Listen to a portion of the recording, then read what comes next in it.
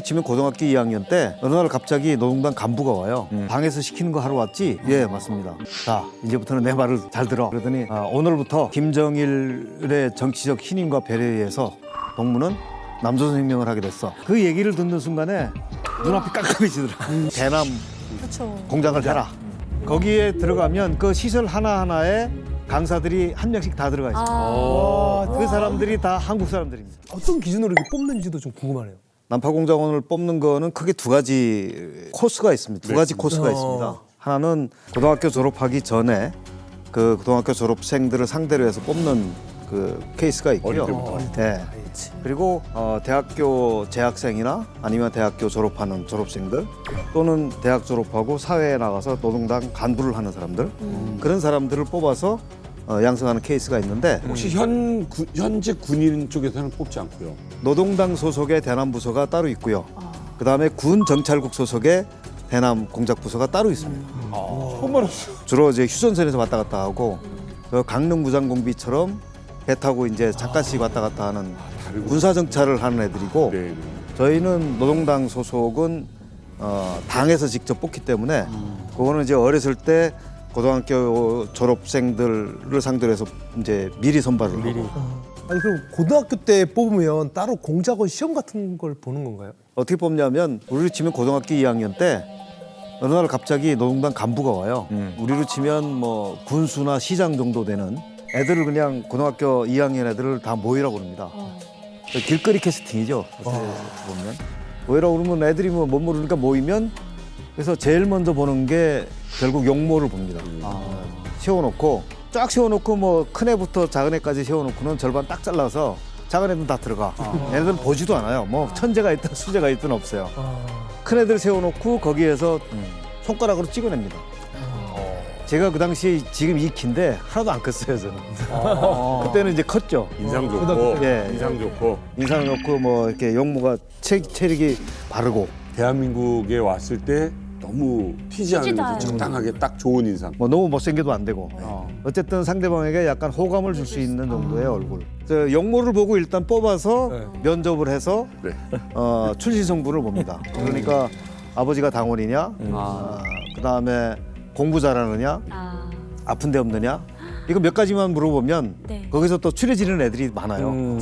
그럼 거기서 남는 애들을 가지고 가족력까지 봅니다. 혹시 부모님 중에 암 걸린 사람, 뭐 결핵 있는 사람, 간염 있는 사람 있느냐.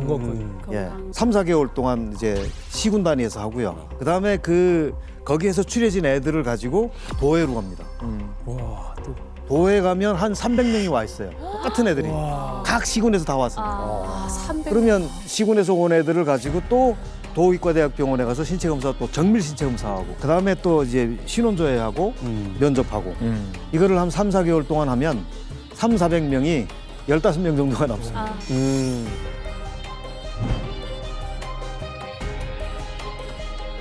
일 년에 걸쳐서 이제 면접을 봤다고 이야기 해주셨습니다. 예. 그 면접이 끝난 뒤에 그 다음 과정은 또 어떻게 됩니까? 그때 당시에 황해남도에서 15명이었는데 마지막에 평양에 가니까 15명이 하나도 없고 저만 갔습니다. 그리고 도에서 한 전국에서 전국에서 6명이 왔습니다. 그래. 황해남도에서 1명, 황해북도에서 1명, 강원도에서 1명, 평안북도에서 2명, 평안남도에서 1명. 6명이 왔는데 결과적으로 6명 중에 3명은 떨어지고 3명이 최종적으로 합격. 우와. 와, 그 중에 또 어떻게?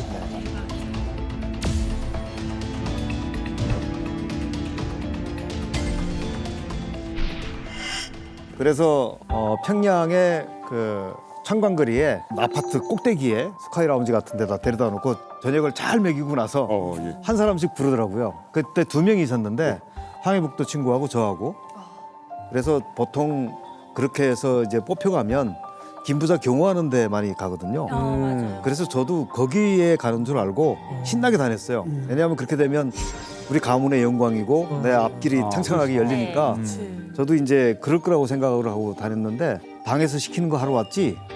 예, 맞습니다. 자, 이제부터는 내 말을 잘 들어. 그러더니 오늘부터 김정일의 정치적 신임과 배려에 의해서 동무는 남조선혁명을 하게 됐어. 남조선혁명을 하게 됐어. 그렇게 그때 얘기를 하는 거예요.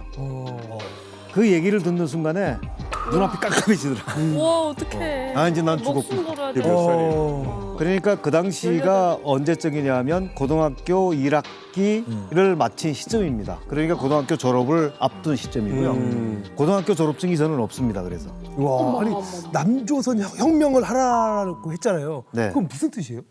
남조선 혁명을 하라고 하는 거는 북한에서 하는 말로는 대남 그렇죠. 공장을 해라 이겁니다. 공작원을 해라. 근데 이제 그거를 그쪽에서는 남조선 혁명이라고 하고 저희를 표현할 때 남조선 혁명가라고 혁명가 합니다. 맞아요. 남조선 혁명을 하려면 대학에 가서 공부를 해야 돼. 그래서 대학 가서 이제 4년 동안 공부를 해. 그러면서 가명을 지어주더라고요. 그래서 아 이게 그때 당시 이제 실감이 나더라고요. 아 내가 공작원이 됐구나. 그리고 김정일 정치군사대학 학교로 들어갔습니다. 유명해. 대학 가명으로 거기도 다니고요. 대학으로 들어가서 그 창고에 가서 군복도 주고 뭐 배낭 주고 신발 주고 뭐 다 해서 하나로 만고. 그다음에 이제 내무반으로 갔는데 옷을 갈아입고 침실에 딱 들어갔는데 한 30명이 자요. 둘밖에 여기 안 왔는데 얘네들은 뭐지? 와 있는 애들. 그리고 이제 그 밤에 자고 아침 새벽 6시 반부터 일어나가지고 애들하고 같이 심령훈련을 막 봤는데 근데 걔네들은 다 본명을 써요. 그래서 야, 넌 뭐 하는 애고 난 뭐냐 그러니까 야 인마 너는 공작원이고 우린 전투원이야 그러더라고요. 전투원. 네. 그래서 이 전투원은 뭐냐면 공작원들이 남한에 침투할 때 해안까지 데려다 주는 애들. 데려다 주고 데리고 가는 애들. 안내하는 애들. 안내하고. 걔네들하고 같이 훈련을 한 거예요, 제가. 그러니까 그 기본적으로는 그 사람들을 양성하는 훈련하는 데인데 저희를 위탁하고. 스카우트 해가지고 위탁 교육을 시킨 거예요. 그 거기 들어가서 이제 훈련을 같이 선생님 오늘 나와주셔서 너무 감사해요. 뭐가 처음 들었어요. 진짜 처음 듣는 얘기다. 아니 그러면은 이렇게 고등학생인데 그 김정일 정치대학교에서는 뭘 가르치는 거예요? 1학년에 들어가면 처음으로 하는 게 행군입니다. 이거는 15km 내지 20km짜리 모래배낭을 지고 매일 10km를 뛰는 겁니다. 그리고 보통은 다 걸어가는 거를 행군이라고 그러는데 저희는 행군하면 뛰는 겁니다. 그리고 일주일에 한 번 토요일 날은 20km를 뛰고요. 한 달에 한 번은 40km. 그러니까 마라톤 구간을 20km짜리 모래배낭을 치고 뛰는 거예요. 보통 4시간 반에 뜁니다. 4시간 반이요? 네. 그런데 행군 훈련은 야간에만 합니다. 모든 훈련은 저희는 다 야간입니다. 낮에 하는 훈련은 수영 훈련 정도인데 수영 훈련은 1학년 때 한 달 동안 나가서 합니다. 한 달 동안 저수지에 나가서 얘네들이 뭐 수영 잘하는 애도 있지만 정말 돌덩이 같은 애들도 있거든요. 그런 애들 다 갖다 놓고 한 달 동안 훈련을 해가지고 평령으로 마지막에 판정을 하는데 8km를 합니다.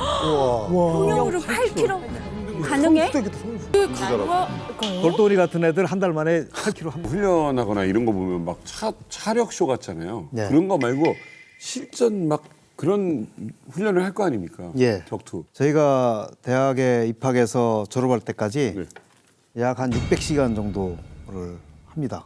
격술이라고 하는 그 종목인데 격술은 우리의 태권도, 합기도, 유도, 호신술, 뭐 잡기까지 다 포함된 그런 종합무술이라고 볼 수 있는데 손에 잡히는 거는 다 무기가 되죠. 무기까지. 그래서 그거를 1학년 때부터 4학년 때까지 매일 8시간씩 합니다. 8시간씩 매일. 격투기 훈련을 매일 8시간. 격투기 선수인데? 이런 걸로 찌르는 거 네. 이것도 진짜 이렇게 연습이 돼요? 네, 연습이 됩니다. 연필 볼펜 하나도? 뭐 이거는 왜 좋은 무기죠. 좋은 무기고. 그 어쨌든 손에 잡히는 것까지는 손에 잡히는 거는 다 무기가 될 수 있게끔 활용하는 방법들에 대해서는 다 훈련을 합니다. 그다음에 격파 훈련을 굉장히 많이 합니다. 격파 훈련을 하는데 밑주먹 그러니까 이 밑으로 때리는 거하고 앞주먹으로 때리는 훈련을 굉장히 많이 합니다. 예. 정권으로 그래서 때리는 거랑 이 전권으로 때리는 거는 보통 뭐 10cm짜리 벽돌 그냥 한 장 정도는 그냥 까면은 나가. 네. 그다음에 오 손이 좀. 이렇게 주먹으로 때리는 거는 보통 한 10장 정도. 10cm, 10cm짜리 빨간 벽돌을 네. 10장 정도. 그럼 이게 막 굳은 살 배기겠네요? 굳은살배기고 여기 피가 다 나옵니다. 피 나오고 굳은살배기고 피 나오고 굳은살배기고 하면 여기가 그냥 발바닥보다 더 딱딱하고요. 굉장히 두꺼워집니다. 제가 지금 이게 한 30년 안 한 건데 제가 손 크기가 달라요. 나 아까부터 손 두께가 달라요. 손가락이랑 이게 되게 달라요. 넓으셔요. 근데 이게 왜 그러냐면 저는 원래는 보통은 다 두 손을 다 하는데 애들이 저는 한 손을 안 했습니다. 왜요? 왜요? 밥 먹으려고. 밥 먹으려고. 나중에 이거 망가지면 밥은 먹어야 되겠다 싶어가지고 요령을 좀 피웠죠. 아니요, 아까 저는 사실 대기실에서 미리 뵙고 악수를 했는데 악력이나 이 손 두께가 거의 무슨 곰발바닥 같아요 지금. 이렇게 한번 여기 김종민 한번 세게 한번 잡아주실래요? 세게.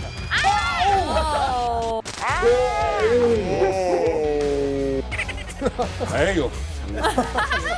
아 진짜 두꺼워, 진짜 두꺼워. 여기가 두께가 장이 엄청 두꺼워. 정말 투박한 굳은살도 많고. 우리 저 썬킴 교수님 손 같은 경우는 굉장히 곱거든요. 여성 손 같이 섬섬 옥새, 섬섬 옥새.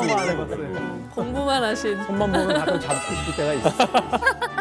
자, 이렇게 어린 나이에 외부와 차단된 채 4년이나 그런 혹독한 훈련을 받았던 김동식 씨.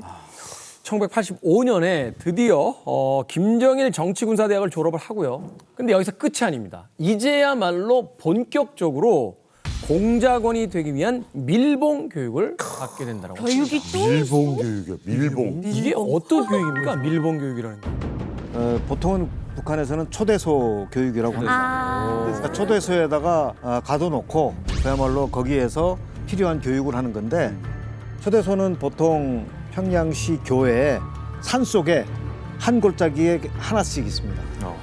공작원 교육에서 가장 중요한 게 남한에 침투하는 이 남파 공작원들 같은 경우에는 적구화 교육이라고 해서 쉽게 얘기하면 적지에 나가서 하는 게 적지가 이제 한국이죠. 남한이니까 남한의 말과 문화를 배워주는 교육이 적구화 교육입니다. 예. 그러니까 현지화를 시킨다. 현지화한 거죠. 예. 현지화. 적의 그래서 구역을 줄여 적구. 남한의 말과 문화를 배워주는 적구화 교육을 따로 합니다. 근데 이게 적구화 교육이라는 게 이쪽 북측 입장에서는 이제 침투해야 되니까 네. 좀 철저하게 준비해야 되는 거잖아요. 그렇죠. 어떤 구체적인 교육까지 받으셨어요? 그러니까 적구화 교육에서 기본은 두 가지인데요. 하나는 말하고 하나는 문화입니다. 그 당시 제가 배울 때는 서울 말과 경상도 말을 배워줬습니다. 아마 인구가 많으니까 이렇게 된 것 같은데 부산 친구. 말 배우는 거는 사실은 영어 외국어 배우는 거랑 똑같습니다. 강사가 말을 하면 그대로 따라하고 그다음에 그 따라해서 흉내낸 거를 녹음기에다가 녹음을 하고 들어보고 무슨 말 정도? 저는 서울말을 배웠습니다. 그래서 제가 고향이 황해도라서 서울말을 배우는데 상당히 좀 유리했는데 꼭 황해도 사람이라고 해서 서울말 배운 건 아니고요.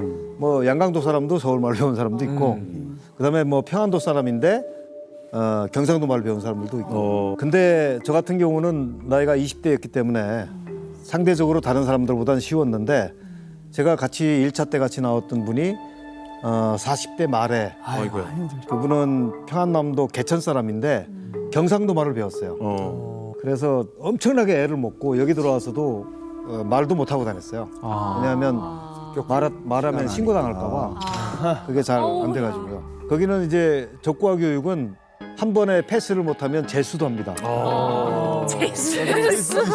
예, 그 양반이 이제 그랬는데 처음에 배워준 사람이 경북 포항 사람이 배워줬는데 잘 안 됐다고 해가지고 이제 다시 한 번 해라. 그래서 강사가 유능한 사람이 있으니 이분한테 배우라 해가지고 강사를 다른 분을 갖다가 붙여줬는데 모두 스타. 그 양반은 경남 진주 사람을 갖다 붙였어요.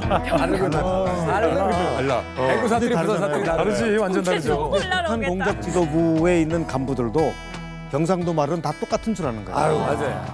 그래서 이 양반이 더 헷갈린 거예요. 그래서 여기 들어와서 남대문 시장을 갔는데 가가지고 남대문 시장 가서 옷가게 주인하고 막 얘기를 하고 옷을 사갖고 나오는데 마지막에 옷가게 사장님이 그러시더라고요. 혹시 아저씨 연변에서 오셨어요? 연변에서 오셨어요? 한 번에 그나마 다행이죠. 다행이다. 열심히 했는데. 아니 근데 그분이 그 다음부터는 밖에 나가면 말을 못해요. 자신감 상실 완전히. 그래서 너무 궁금하다. 어떻게 하는지 너무 서울말 궁금하다. 완전 서울말이. 갈 때까지 완전 서울. 제가 계속 모시고 다녔어요. 모시고 다녔다는 게 뭐예요? 제가 같이 다녀야 다녔죠. 돼. 같이 다니면서 제가 다 앞에서 계산하고. 통역할 사람이 있으면 한국에서? 예. 말을 못하니까. 6개월 때 와. 그러면 적과 그 교육 중에 한국 물건 같은 것도 막 써보시고 그러셨나요? 예. 그 적과를 교육을 하는 초대소가 따로 있습니다. 예, 거기에는 한국에서 월북하거나 납북된 그 한국 사람들이 거기에 주인이에요. 그럼 저희가 이제 거기에 들어갑니다. 들어가서 배우는데 거기에는 한국 물품들이 쭉 다 있습니다. 그 대표적으로 제가 처음에 멍청하게 좀 잘 몰랐던 게 뭐냐면 샴푸를 썼는데 샴푸가 그 당시에는 약간 그 옥색빛이 나고 그런 것들이 이제 그런 게 그 병에 이렇게 담겨져 있더라고요. 화장실에. 네. 북한에서 보통은 그때 당시에 뭐 세수비누로 다 머리를 감고 머리기름을 바를 때예요. 그래서 동백기름, 그다음에 뭐 포마드라고 해서 이제 포마드 많이 발라요. 예, 그걸 이제 바를 때인데 샴푸가 색깔이 동백기름하고 똑같아요. 그 이거 화장실에 있더라고요. 그래서 제가 머리를 감고 뭐 수건으로 좀 닦고 그렇게 하고 이제 그거를 발랐어요. 동백기름인 줄 알고. 그 짱이지. 근데 거품이 나더라고요. 거품이 나더라고요. 계속 뭐지? 뭐 쪽팔려서 이제 말은 못하고 계속 이제 있다가 아무래도 안 되겠어요. 그래서 강사한테 물어봤죠. 이거 혹시 이거 뭐냐고. 그랬더니 아 이게 샴푸인데 머리 감는 거다. 그래가지고 뭐 말을 못하고 빨리 들어가서 다시 머리 감고. 배우면서 뭐 놀라거나 아니면은 좀 인상 깊었던 것들은 있었나요? 저희가 이게 교육 교재로 사용하는 게 이제 대표적으로 뭐냐면 나만의 TV입니다. TV를 저희가 뭐 라이브로 볼 수는 없고 TV를 갖다가 녹화를 해서 편집해주는 그 기관이 따로 있어요. 314 연락소라고 하는 그 기관이 따로 있는데 얘네들이 그 TV가 나오면 녹화 테이프에 비디오 테이프에 하나에는 전부 뉴스만 편집을 해요. 이틀분이나 3일분 정도를 테이프 하나에 넣어서 보내면 2시간, 3시간 동안 앉아서 계속 뉴스만 봅니다. 뉴스 보면서 이제 저 누구야 그러면 뭐 계속 메모를 해요. 한 달 정도 메모하니까 다 들어가더라고요. 뭐 정치인, 그다음에 경제인 뭐 그때 당시에 저는 뭐 국회의원들 이름 다 알고 있었습니다. 대통령은 누구였어요 당시? 그 당시에 전두환이었고 87년도니까요. 제가 근데 뭐 스포츠 그다음에 뭐 예능 이런 그 오락 프로그램들이 다 있으니까요. 뭐 거기에서 이제 뭐 노래도 배우고 그 강사들한테 아 그러겠네요. 대한민국 다 아는 노래는 한 50곡, 100곡은 알아야 될 거 아니에요. 100곡 이상 알죠. 그죠? 예. 외워야 돼. 누구나 다 아는 노래. 예, 예. 그때 당시에 뭐 조용필이 제일 뜰 때니까요. 조용필, 이용, 그다음에 김범용, 구창모, 그다음에 뭐 최진희, 혜은이 뭐 그렇죠. 이런 사람들을 뜰 때니까 족과 교육을 받고 나서 네. 나중에 실습이라는 걸 해요.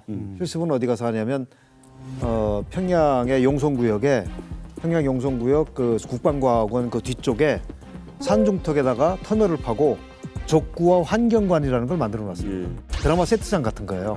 들어가면 슈퍼도 있고 다방도 있고 극장도 있고 그거. 여관, 대합실, 내무반 이런 것들이 쫙 다 있습니다.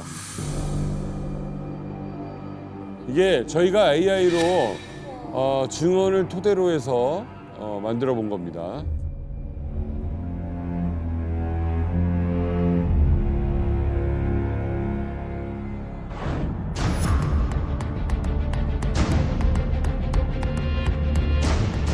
내부가 저렇게 돼 있는. 네, 내부가 이렇게 이제 터널 안에 양쪽으로 굉장히 넓은데 거기에 이제 시설들이 쭉 다 들어가 있어요. 마치 우리 무슨 지하 쇼핑몰 예, 있듯이. 그렇습니다. 우와, 그러네. 지하 쇼핑몰처럼.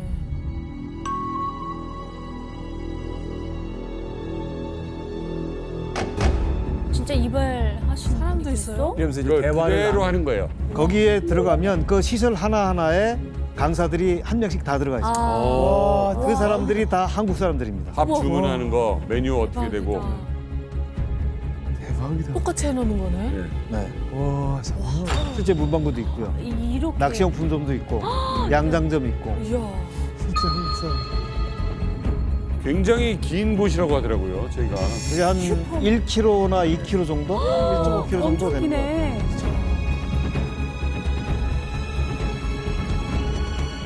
근데 그 평양에 소문이 나 있기로는 용성구역이 외곽이다 보니까 거기 영화 촬영소가 있다더라. 뭐 남한 영화도 찍을 수 있고 뭐 이런 거 있잖아요. 그래서 그렇다고만 평양 사람들은 알고 있었는데 와 저런 일반인들은 곳이 알 수가 없죠. 전혀 알 수가 없죠. 그거는 뭐 전혀 알 수가 없죠. 그 이제 저는 조선예술영화 촬영소 평양에 갔을 때 방문했을 때 거기 남쪽 거리처럼 만들어 놓은 있어요, 거는 있어요. 현대산 구역에 있어요. 아 근데 그 이런 시설들은 이제 그거랑은 완전히 차원이 다른 예. 정말 리얼하게 꾸며놓은 이게 거거든요. 거기에 이제 한글판이 다 돼 있고 하니까 똑같이 돼 있고 아. 나만의 물건들도 다 들어가 있으니까 이거 일반인이 보면 절대 안 돼요. 비주얼 그러니까 터널 안에다가 이제 해놓은 네, 겁니다. 네.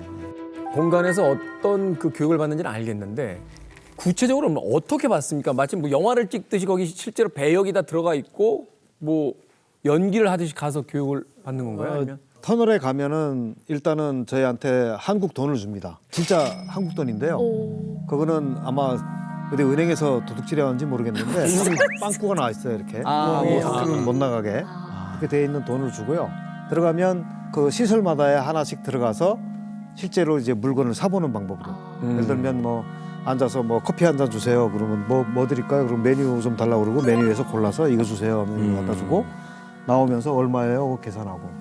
그다음에 이제 슈퍼에 가면은 또 슈퍼에서 물건 갖고 나오면서 그런 계산하고. 근데 그때만 해도 북한에는 슈퍼라는 게 개념이 없기 때문에 북한은 전부 다 선불이거든요. 그러니까 이제 저희 같은 경우에는 뭐 그런 게 습관이 안 돼서 처음엔 실수를 많이 합니다.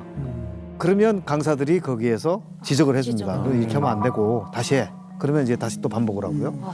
그거를 한 일주일 정도를 해요. 그 안에서 터널 안에 들어가서. 그래서 하나하나 다 체크를 하면서 뭐 눈빛이라든지 행동이라든지 그러네. 말이라든지 편집자가 웃고 찍은 장면들 모두가 기다려 그 순간